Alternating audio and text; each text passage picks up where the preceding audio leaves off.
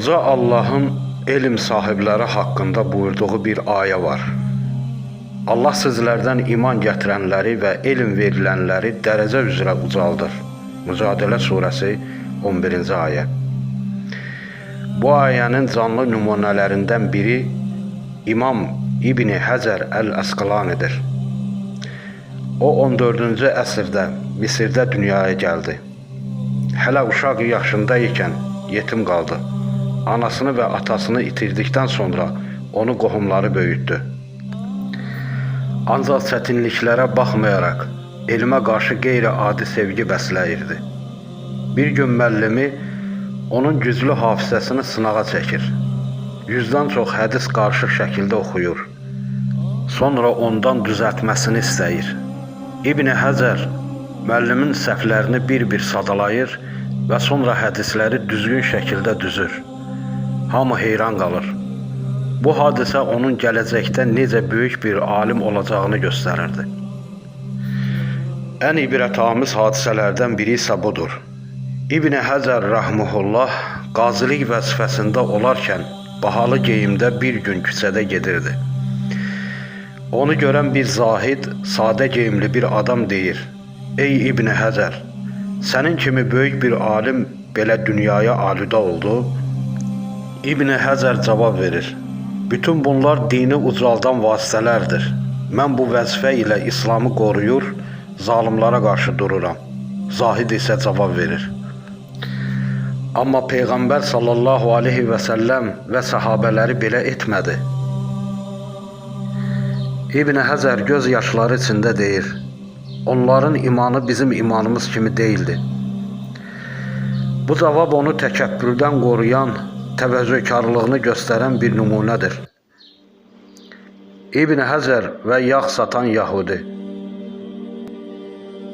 İmam İbn Həcər Əl-Əsqalani Qahirədə qazilik etdiyi dövrlər idi.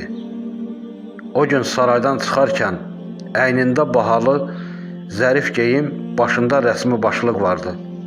Ətrafında insanlar ona hörmətlə yanaşır, yol verirdi. Küçədə bir Yahudi, yağ satan, kasıb bir tacir onu saxlayır. Əlləri yağ içində, üstü başı köhnə və sadə idi. Yahudi soruşur: "Ey İbn Həcər, sizin Peyğəmbəriniz demirmi ki, bu dünya müminin zindanı, kafirin isə cənnətidir? Hanı? Mən kasıb bir Yahudiyəm, əlimdə yağ, üstüm də falçıqlı. Amma sən mömin olduğun halda bahalı paltar geymisən, özün də atlı gedirsən. Bəs bu necə zindan oldu?" İbn Həcər rəhməhullah gülümsəyərək cavab verir: "Bizim Peyğəmbər düz deyib, lakin sən düz anlamamısan. O ki əzab ki səni axirətdə gözləyir, sənin indiki bu halınla müqayisədə bir cənnətdir. Mənim bu halım isə Allahın vəd etdiyi axirət nemətləri ilə müqayisədə bir zindandır." Yahudi bu hikmətli cavab qarşısında sarsılır. Çünki İbn Həcər dünya nemətlərinə aldanmamış, axirəti unutmamışdı. İbn Həcər Əl-Əsqalani ömrünün 25 ilini Fəthül Bari fi Şərhül Buxari əsərinə həsr etdi. Bu Səhih Buxarinin ən əhatəli və mötəbər şərhindən biri sayılır. Alimlər bu əsərə şərhlərin şahı deyiblər. İbn Həcər rəhməhullah Hicri 852-ci ildə Qahirədə vəfat etdi.